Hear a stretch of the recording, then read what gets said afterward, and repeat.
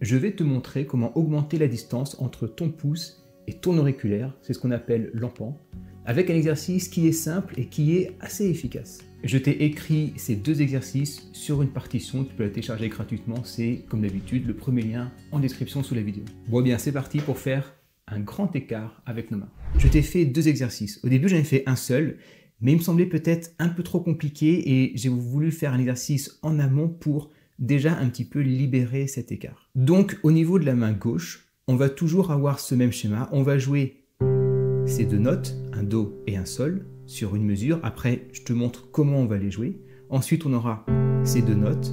Ensuite, ces deux notes, ces deux notes, ces deux notes et ces deux notes. Tu remarques en fait, le principe, il est assez simple. On va avoir le cinquième doigt qui sera toujours fixe et le pouce qui va petit à petit aller de plus en plus loin pour faire un grand écart. Et si tu ne peux pas arriver sur les dernières notes, c'est pas grave. Le but, c'est que tu ailles de plus en plus loin et que tu t'arrêtes quand tu ne peux plus aller plus loin, justement. Et puis, tu peux très bien le faire régulièrement, ces exercices, en tant que routine, par exemple. Et tu verras que de semaine en semaine, de mois en mois, tu vas gagner un petit peu, bien sûr, dans les contraintes physiques de ta main. On a tous des mains différentes et donc on a tous des limitations physiques différentes, évidemment. Si moi, je veux un jour faire le grand écart parfaitement, je pense qu'avec tout le travail du monde, je ne pourrais pas. Et je parle du vrai grand écart avec les jambes. Donc, ce qu'on va faire pour ce premier exercice, au lieu de jouer les notes comme ça plaquées, ce qui serait un peu trop dur, on va les jouer les unes après les autres. Ça va permettre de relâcher un peu la tension et d'aller un petit peu plus loin tout en pratiquant quand même un écartement. Donc, on va faire à chaque fois le même schéma, une fois le Do et 3 fois la note à l'extrémité. Donc, première mesure, on aura une fois le Do, 3 fois le Sol. Deuxième mesure, une fois le Do, 3 fois le La. Troisième mesure, une fois le Do, 3 fois le Si bémol. T'as compris le principe. Une fois le Do, 3 fois le Do à l'octave. Une fois le Do, 3 fois le Ré. Et on redescend, Ré.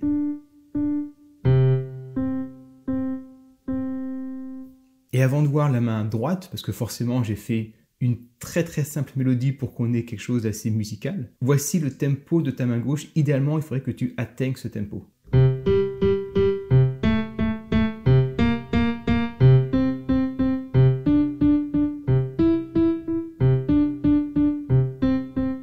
Alors là, attention, quand tu fais ça à la main gauche, le but c'est pas d'appuyer sur une note, ensuite de faire un bond pour aller sur l'autre. Le but c'est d'appuyer sur une note et quand même d'essayer d'aller au maximum vers l'autre note en essayant de garder bien sûr le cinquième doigt le plus proche possible du Do. Tu vois, sur le piano, si tu fais ça, bon voilà, ça sert pas à grand chose.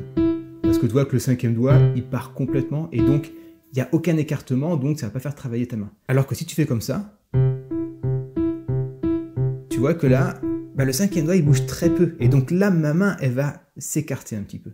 Donc sois vigilant, essaie de rester le plus possible dans la zone de ton Do, même quand tu fais les notes les plus aux extrémités. Et au niveau de ta main droite, elle va faire ça, ça va être très simple. J'ai fait un motif qui va un tout petit peu varier. On va devoir avoir un pattern assez proche de la main gauche. Donc ça donne ça. Première mesure, un Do, 3 fois un Sol. Encore un Do, deuxième mesure, 3 fois un Sol. Le Si bémol, 3 fois un Sol. Si bémol qui va tomber en même temps que le Si bémol. Je te montre après mes ensembles. Ensuite, à nouveau le Do, 3 fois le Sol. Cinquième mesure, le Ré, quand on sera sur le Ré, 3 fois le Sol. Ensuite, le Mi, 3 fois le Sol. On revient sur le Ré, 3 fois le Sol. Et on revient sur le Do, 3 fois le Sol. Mains ensemble, lentement, ça donne ça.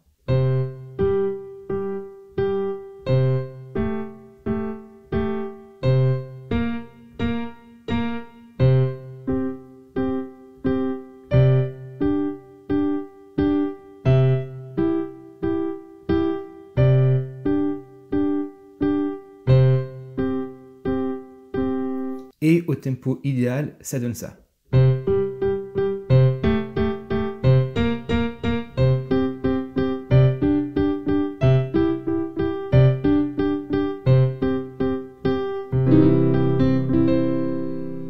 Ça, c'est le premier exercice. Ça va être un très bon marchepied pour arriver à l'exercice, le deuxième, qui va faire davantage travailler tes mains. Et si tu découvres ma chaîne YouTube, alors que ça fait quand même 6 ans que je suis sur YouTube, j'espère que tu as une bonne raison de t'avoir découvert avant, je crée de superbes formations avec un maximum de qualité pour apprendre le piano, pour apprendre l'improvisation, pour acquérir la compétence de l'indépendance des mains, pour acquérir des mains qui soient 100% déliées, et plein d'autres formations. Tu as tout ça sur mon site internet, tu verras, tu auras forcément une formation qui va énormément t'aider. Avec bien sûr tous les supports PDF téléchargeables, toutes les parties sont téléchargeables, moi qui prends 2 heures tous les jours pour répondre à toutes les questions de mes élèves, et plein d'autres choses. Si tu veux rejoindre les milliers de pianistes qui suivent mes formations, tu as tout sur mon site internet, lepianograndouvert.com évidemment. Deuxième exercice, tu verras qu'on va quasiment rien bouger.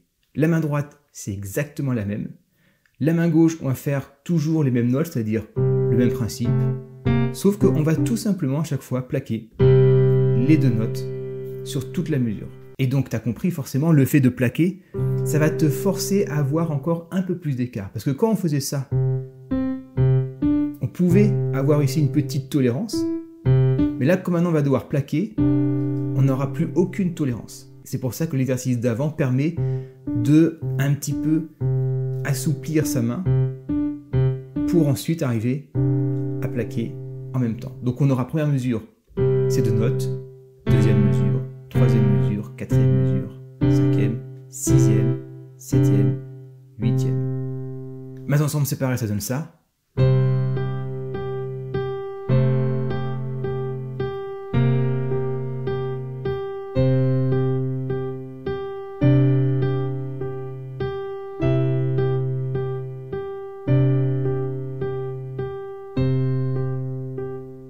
Et puis, à la vitesse idéale, ça donne ça.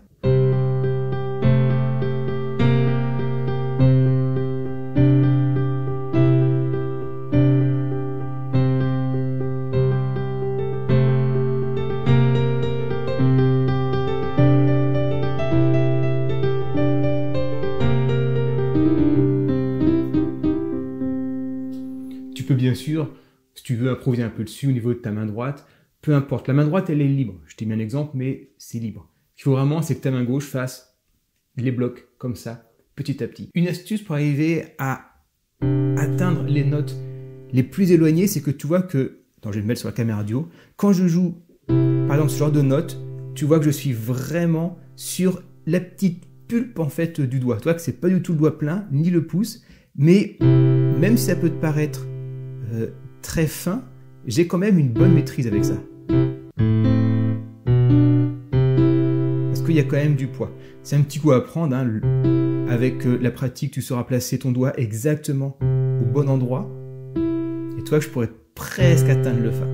Donc prends le temps vraiment sur l'écartement le plus haut que tu puisses faire, le plus grand, de chercher un peu comment positionner ta main. Parce qu'au début, tu vas seulement vouloir faire ça. Et puis là, tu passes au-dessus des notes, tu as le 5e doigt qui va aller manger un peu l'autre note, tu as le pouce et tout. Donc prends le temps de descendre un peu ta main, enfin rapprocher vers toi et de trouver la position qui te corresponde. On a tous, encore une fois, des mains différentes.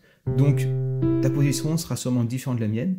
C'est pour ça qu'il est important de chercher un peu, essayer de le prendre au milieu, essayer de le prendre au bout, essayer de le prendre à différents endroits. C'est vraiment au millimètre au bout d'un moment.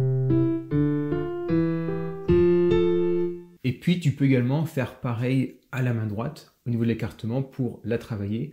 D'abord, je trouverais quand même de travailler la main gauche, parce que c'est souvent cette main gauche qui a besoin d'un écartement. Je te reprécise à nouveau que cet exercice, il est fait pour un peu débloquer l'écart de tes doigts, mais tu ne pourras pas gagner 3, 4, 5 notes en faisant ça. Tu seras plus à l'aise avec les écartements que tu faisais, tu pourras gagner un petit peu, mais une fois que tu sens que ton écartement il stagne, dans ce cas-là, tu n'auras plus à faire cet exercice, tu auras déverrouiller tes mains ou tu pourras le refaire dans peut-être 2, 3, 4 mois. Mais ça ne sera pas utile de le faire par exemple tous les jours pendant 1 an.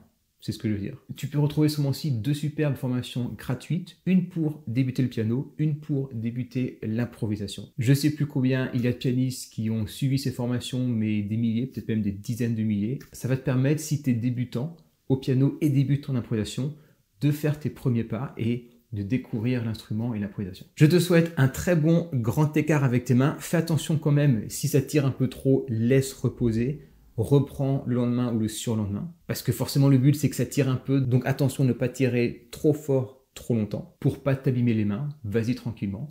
Et puis je te dis à une prochaine vidéo, par exemple celle qui est là, ou celle qui est là, ou une autre sur ma chaîne.